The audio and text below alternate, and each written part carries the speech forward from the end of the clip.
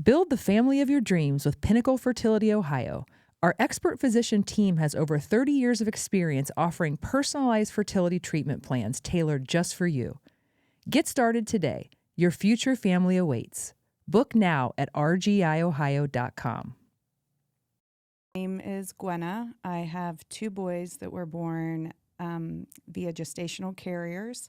One was my sister-in-law. One was my good friend Emily.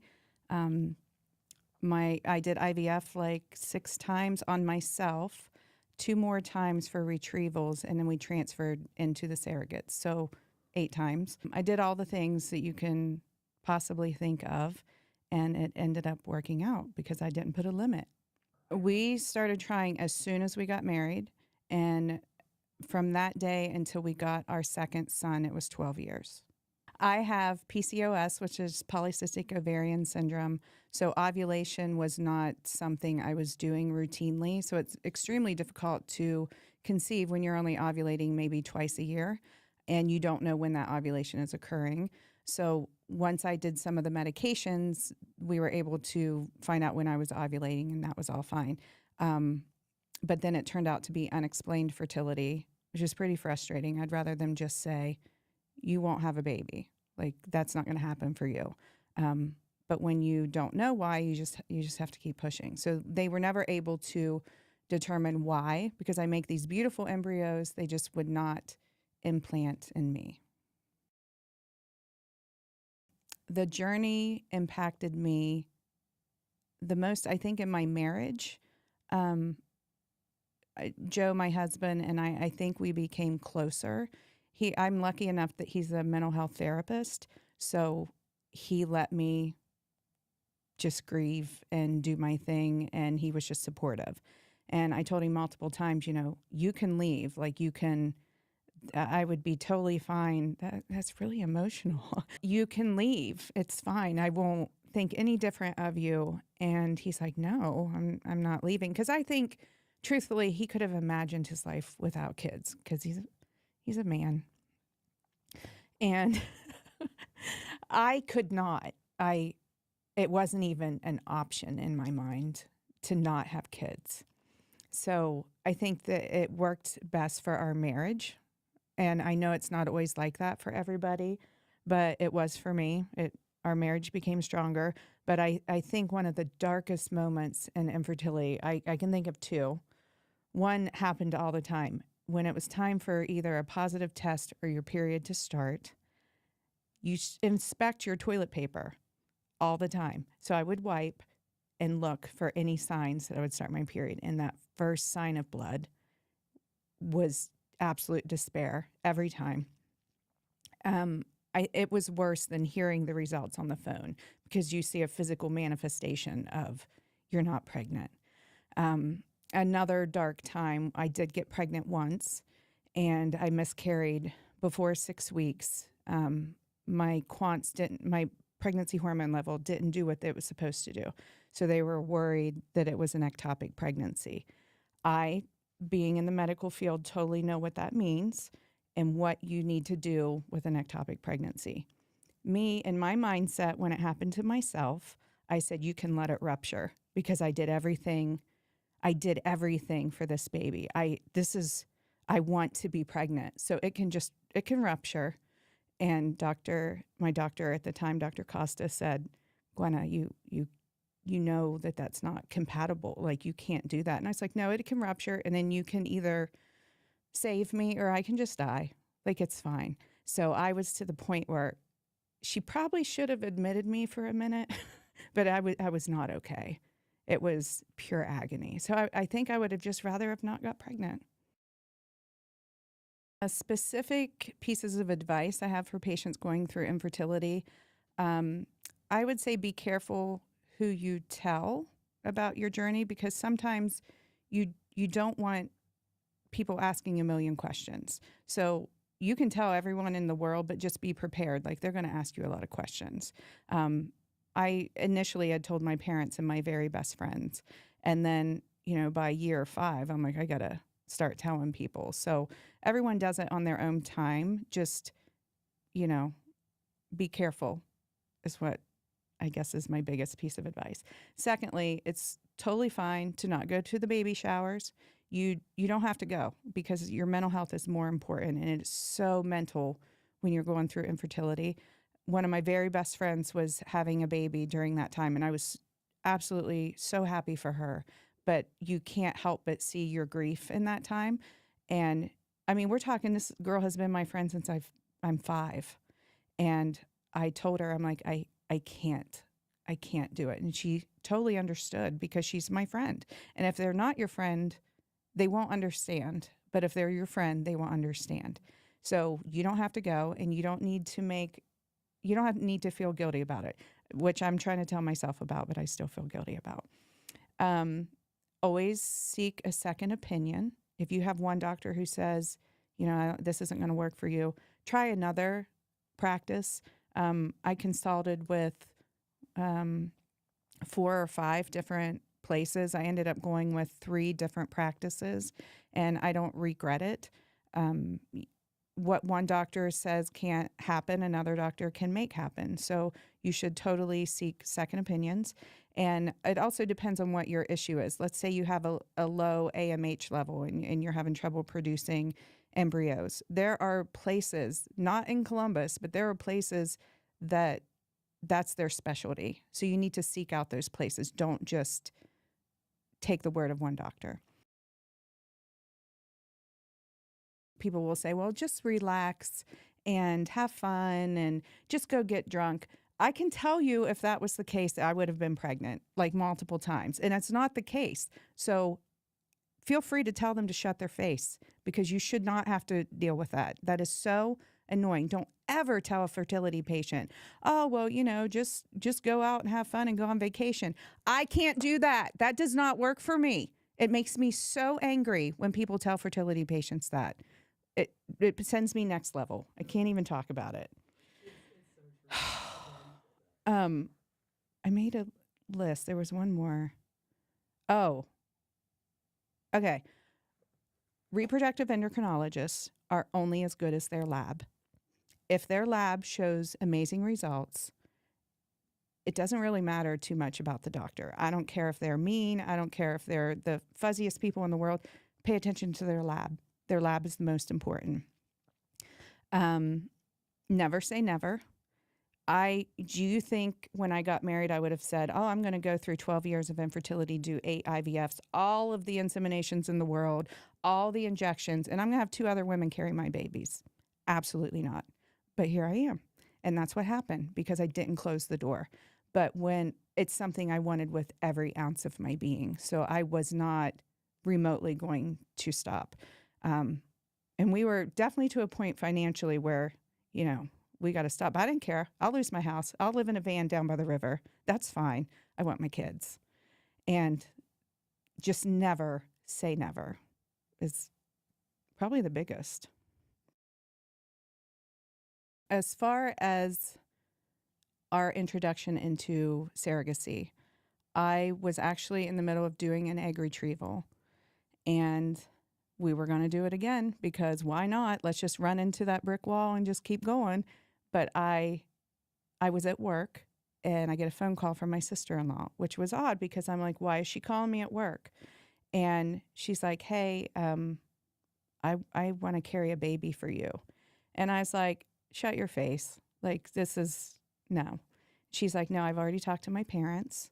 I talked to my OBGYN, and he said I'm a good candidate. She had a good pregnancy with my niece, and she's like, I want to do it. And your brother says that's fine. Like, he doesn't care.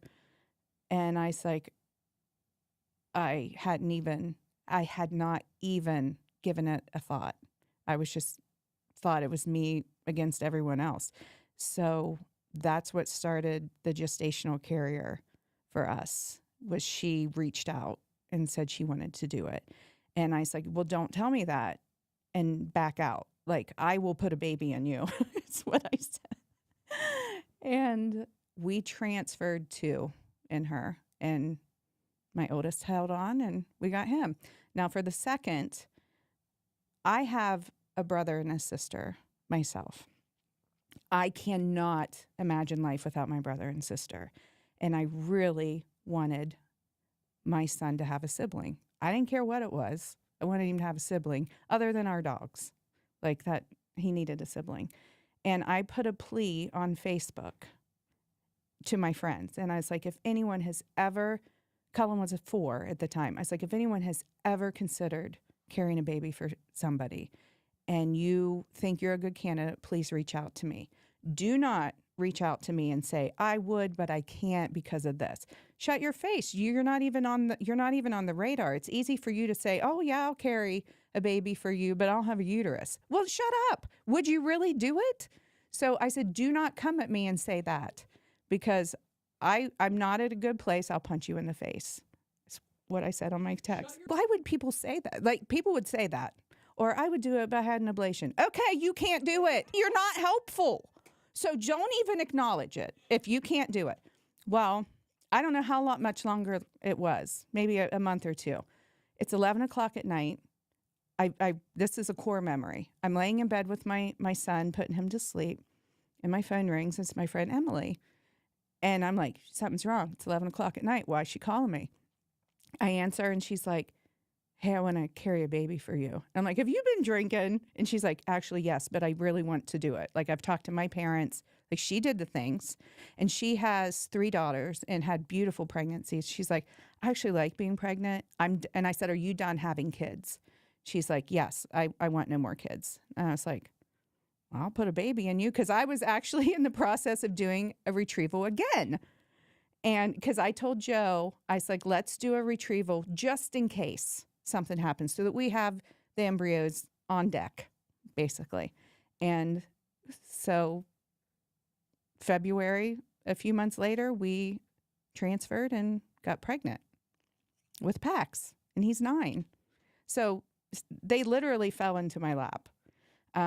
But I think I find much power in manifestation. So I don't know if that did anything or what, but I had 2 people step up to the plate and want to do it. I actually had a 3rd person step up, and Pax was probably 2. And we have spent well beyond, I quit counting at 150,000. Like, it's a lot of money. And she's like, I would like to carry a baby for you. And this girl, I would say she was 25 maybe. She had a daughter. Perfect candidate.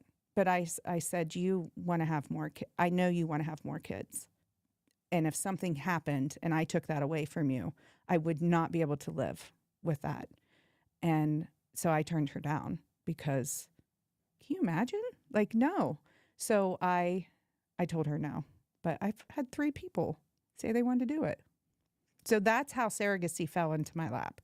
I'm not saying I wouldn't have got there on my own necessarily, but we had looked at, like, Children's has this, they used to have this thing called the Adoption Academy, where they kind of went over international and domestic adoption and what that means. And, they went through everything. So I think adoption was next on deck for us. I didn't even think of surrogacy, because I didn't think that was something I could do. I'm not a rich Kardashian, like you say. Like, how could I do that? Well, I did. And it was not near as intimidating as I thought it would be. There was a grieving process and there still is for me. I don't think I'll ever get over the fact that I won't feel a baby inside of me. That's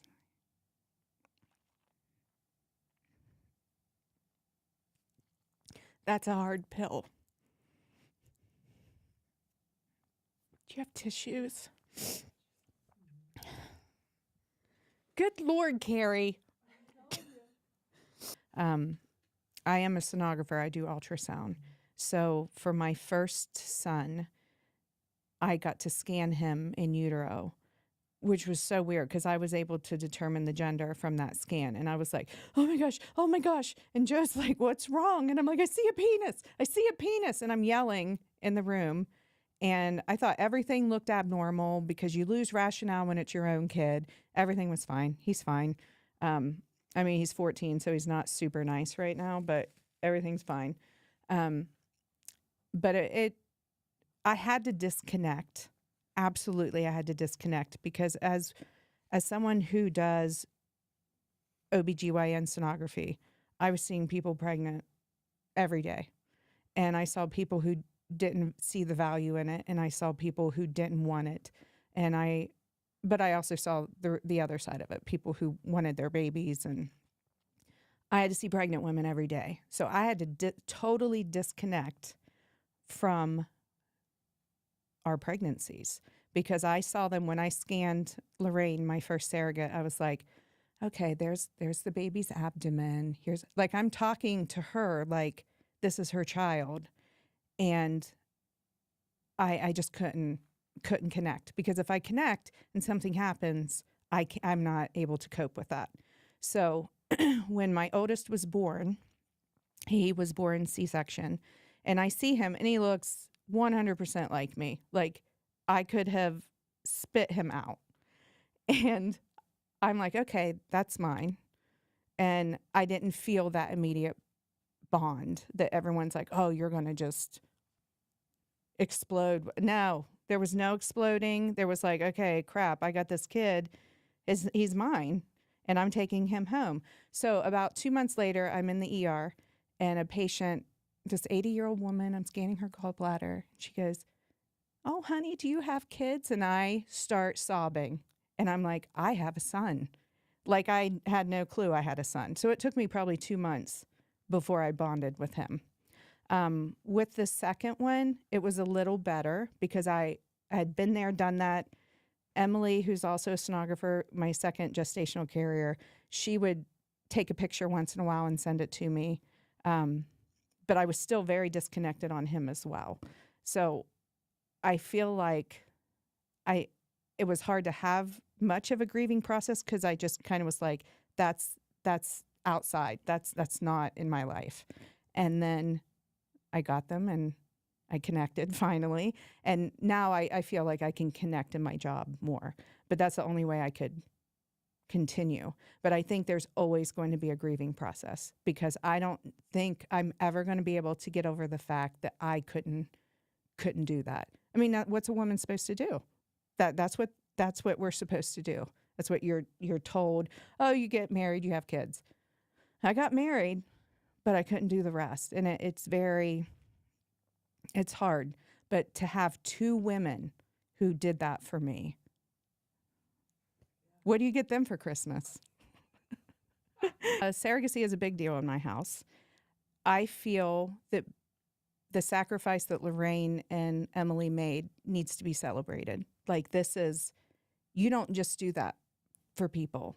And there are some people who do it, but that just doesn't happen every day. So my boys absolutely know. I'll tell Pax, where'd you grow? He's like, Emily's vagina, or he'll say Emily's uterus. And they do know where they came from. And they do know that my one son had to do a timeline of his life. And his first picture was him as a day 5 embryo, looking like a little Ritz cracker on his timeline. I was like, no one else is going to have a picture like that. And I think now he's probably embarrassed by it, because, he's different. He thinks he's different. But it will always be celebrated in our house. When it's their birthday, every year, their birthday and Mother's Day, I text Lorraine and Emily and I say, thank you for today. And Emily's like, can you stop? Like, you don't need to keep doing this. I said, I'm doing it the rest of my natural life. So get over it. That's what's going to happen. But yeah, we every year. And I've had, Cullen tell Lorraine, my first surrogate, thanks for growing me. Thanks for growing me. Like, they deserve that celebration. So I don't ever want it in my house. I didn't want it to ever be a secret, because that's a huge thing to do for somebody. And there's not a lot of people in the world who can say they ever would do something like that. Like, I had to get life insurance on them when they were pregnant, because you can die. And they knew this could happen, and they did it for me. Like, that is freaking huge. So yeah, it's celebrated in my house. For someone who's going through fertility now, and you're in the absolute darkness, there was a quote that I saw from Sheryl Crow, of all people. And it said, maybe not exactly, but it said, little souls will find their way to you, whether they're from your womb or not. And I firmly believe this. With my patients who are in the pit of darkness, I'll manifest it. I'll do whatever I need to do, but it will happen. You just don't give up. Whether it's from your biological baby or someone's caring for you or you're adopting, you will find your soul. They will come to you. You just have to keep fighting. And it's so hard to do, and that's easy to say because it's not like money's, infinity. There are times where, you have to cap it, but just don't stop fighting because they will find you. And I 100% believe that.